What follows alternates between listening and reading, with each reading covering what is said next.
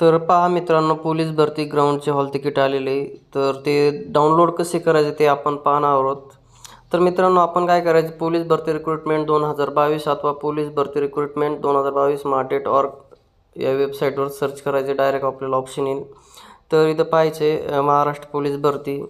इथं गेल्यानंतर मित्रांनो तुम्ही पाहू शकता, तुमचं जे काही फॉर्म भरताना जे काय युजर नेम आय डी वगैरे आहे ते टाकायचे. त्याच्यानंतर पासवर्ड टाकायचे आणि आपल्याला एका टेक्स्ट कॅप्चा टाकायचा आहे. त्यानंतर मित्रांनो जे काही हॉल तिकीट आहे आपल्याला भेटून जाईल.